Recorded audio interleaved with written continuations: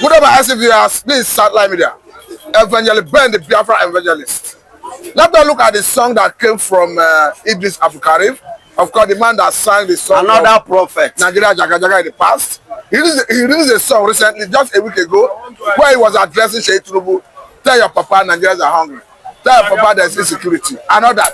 But before you know it, NBC, Nigerian Broadcasting Commission, that has the power to regulate media in the Nigeria, ban that music that it should not be played in television stations and radio stations.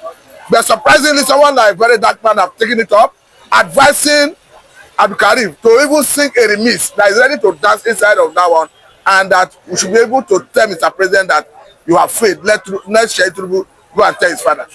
Yes. Before I proceed, I want to remind you that whenever a prophet comes up in Nigeria to give a prophecy, Nigeria is a country that keep prophecy. They are good in killing the prophet. You know, it's in the Bible. Nigeria is one of the countries that keep prophets and keep prophecy.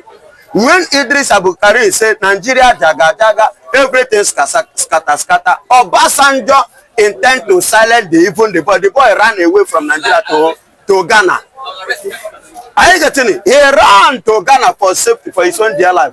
Now I ask you, go and listen to that music. Is Nigeria actually jaga jaga or not? Now let me ask you. Nigeria is jaga jaga completely. But now, during the time of Fela, when Fela was singing, and people called him a madman, Igbo smoker. But I want to ask, is there anything that Fela has sang that is not happening in Nigeria today? Everything has come to pass. That is prophet. But how did they regard him, and what did they tag him? They give him a name to ridicule and to molest him in order for him not to rise, for people not to pay attention. And that has been the system of Nigeria. Truth is not welcome. If I may not ask, do you join Abdulkareem to tell Seyi Tinubu to go and tell Seyi Tinubu, go and tell your papa, tell your mama, say Nigeria they hungry. Tell your papa, tell your mama, say Nigeria is not safe. Tell your papa, tell your mama, say Nigeria want a better government, a better president, not person like your papa.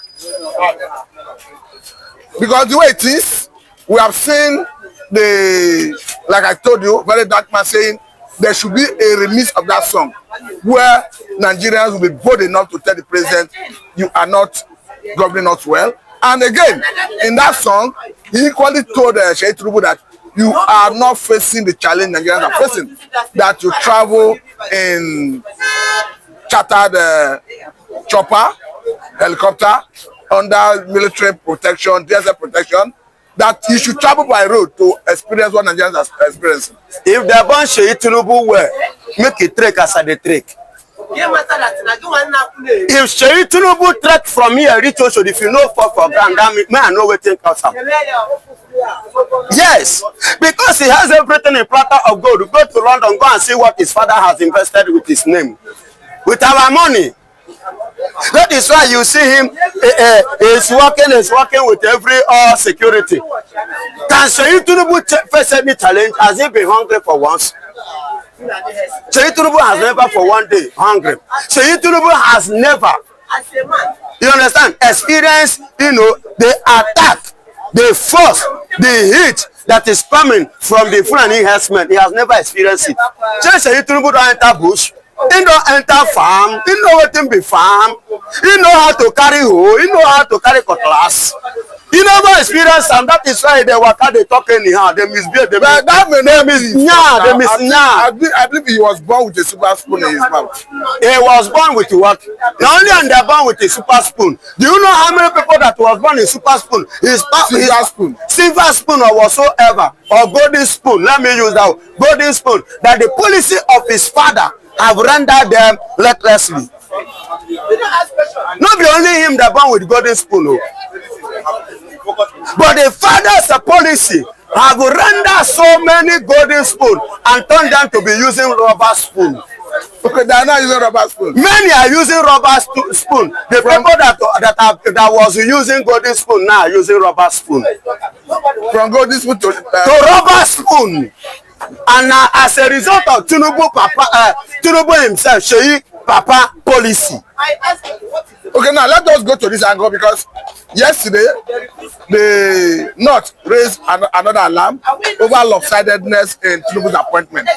We understand that somebody like Senator Duma is always at the center of such crisis. He's one that raised the issue. But surprisingly, the presidential handlers, his aides, came up with list of appointments, trying to clarify that the North is not being cheated. But by the time the North will start reminding the government of some vital positions that went to the southwest, that makes it lopsided, Tinubu's government is now saying, Emma Bulu, they are apologizing to the North. They are apologizing to the North. You see, look at it. That is why I said the guy is immobile. They are not doing Emma Bulu. What is the meaning of Emma Bulu? During the time of Muhammadu Buhari, Buhari even used his own in-law, his own son-in-law, his own relation, his brother Pekin, and give them position. How many times has Buhari come outside and say Emma Binu to Nigerians? Then Tinubu is saying Emma Binu. You see all this Yoruba, some of them, I don't know how they're mentality. Now behind Emma Binu anyway, his handlers are saying they are going to come up with a more comprehensive list of appointments. To please the North. No, to prove that it is not lopsided. But the North is pointing out some vital positions, like the office of the now, I want to ask a question. Why is it that any slight mistake, the Northerners will begin to rant?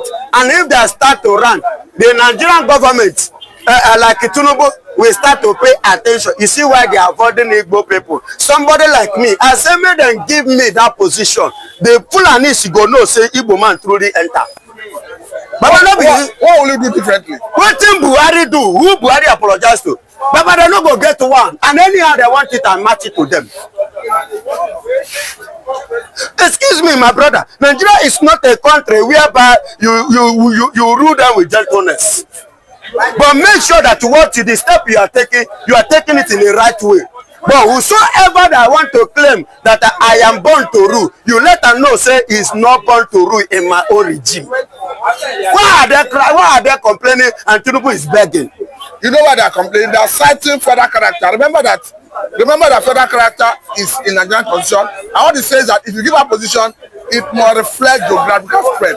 I understand that Buhari was accused severally of lopsided appointments.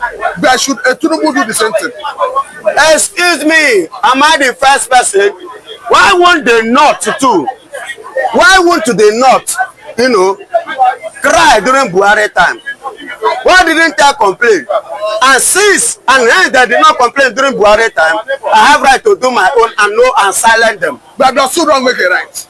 Too wrong doesn't make it. They should start it from the charity begins at home, they say. They're supposed to start it during Buhari time to tell their brother. But are you now encouraging too wrong?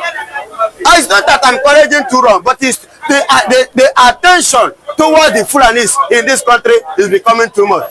If they are complaining, what will the Igbos do? The Igbos already said they want to leave. Igbos already said they want to leave. Even before Igbos said they want to leave, which attention have they given to Igbo people? And the same people that said they want to leave and you don't want them to go, how did you treat them? How did you manage them? What did you do for them to calm their nerves of living? You kept on doing what you are doing, marginalizing in all aspects of life. And yet you don't want them to go. Then they give you a tip, you begin to cry. It is a high time we stop giving an attention to these Fulanis. Now, as a way of rounding up this conversation, let us look at the statement that always comes from the man, Dr. Garros Galolo. Of course, a Northerner who have severally accused the president of one, high-handedness in handling issues, disregard for Nigerians' welfare and security. And again, they are very, very clear that come 2027, that before 12 o'clock, they would have voted to go out. He equally accused the government of handing Nnamdi Kanu, handing Bodaja, who is a Fulani man, because that one is a Fulani man, Nnamdi Kanu is an Igbo man, and they are allowing his son to go. Let me go and take on that. Yes, when it comes to that, Galolo point out some you know, political way or wings or idea of Nigeria Tinubu ways of doing things. That actually, with the system of Tinubu in that aspect of it, plays a role, and it shows that Tinubu play on the side of my brother, not according to the law, nor according to the constitution, nor according to the way he supposed to handle issues. Omoigbo is Nnamdi Kanu. You came into power, you say you want to revisit it. For what? Then the other one is a Fulani. You kept him there, you arrest him. Nnamdi Kanu was a rendition to Nigeria illegally. All this is, but to Sunday Igboho went and submitted the same thing that Nnamdi Kanu said, which the DG have as well said. If you watch, you discover that the president is playing political partiality here. Galolo make a point, a vital point there. So on this one, yes, Galolo has made a vital point here, which is right, and I agreed with him. He was right in his statement. Bola Ahmed Tinubu has not been fair in this area regarding to what the point that he has pointed out. But let me tell you, during the time of Muhammadu Buhari, was Mighty Allah Chief arrested? No. Was he detained? No. You see the system again, that it was not from Tinubu it started. Tinubu was like playing the game. Let us continue playing that game on Igbo people. Now let me ask this question. Regarding Nnamdi Kanu, do you support a political solution to his travails, or let the case go to logical conclusion in the court? Yes. Which one do you go for? Nnamdi Kanu case should go through the court, because if you go through the backyard politically, you know, Nigeria may come up, because Nigeria are a bunch of liars. They can flame up many things against Nnamdi Kanu tomorrow. You know, and come up, excuse me, let me explain, finish, let me talk. You understand? So they can come up with any bunch of lies tomorrow against him if he didn't go through legal means of his freedom. But if he should go, why I said he should go through legal means, because every document will have the signature of both the Mr. President and as many that are involved in it, that will help Nnamdi Kanu to stand and to withstand Nigeria anywhere in the world regard to this, because him being in the custody of DSS was as a result of illegality. Now let me bring this angle. Remember that before now, Nnamdi Kanu got a judgment from Court of Appeal where they ruled that he was extraordinary rendition for Kenya to Nigeria. As such, he should be released unconditionally. Unconditionally. Consequent upon that, we saw UN working group on arbitrary detention asking Nigerian government to release him unconditionally. The question now is this. Some have argued that Nigerian government needed not to appeal that case. Are you of the view that they made a mistake for appealing that case? The greatest mistake they have made was to appeal that case. Yes. Because according to the Constitution of Nigeria, which I have already told us, I believe, in section 138, subsection 3, thereabout, stated it clearly that what Nigeria did to Nnamdi Kanu, or what they are doing to him, is illegal. It's against the law. Kidnapping is a crime. That's rendition. Yes. Extraordinary rendition. Don't you listen to Kenya government currently now? Kenya government is now telling Nigeria to return him back to Kenya. They are now telling Nigeria that they should return Nnamdi Kanu back again to Kenya. They themselves are saying it that they have made a very huge mistake. That for them to do the needful. For them to do that, so that they will now correct their mistakes. They want to correct that mistake. You know, I was telling you people. But do you think Nigerian government will listen to them? They don't need to, because they have collected the previous president have collected his own share. What do you mean share? They pay him. They pay them money. I say money exchange hands. Of course, of course. Listen to me. Laye Muhammad is still alive. he made the pronouncement publicly that any country that will help them to kidnap Mazi Nnamdi Kanu, that they are going to pay them $100,000. That worth millions, of which Kenya did it. And you know, say Kenya, they are one of the poorest countries that have not seen money. And Nigeria is a country that root money and mismanage it.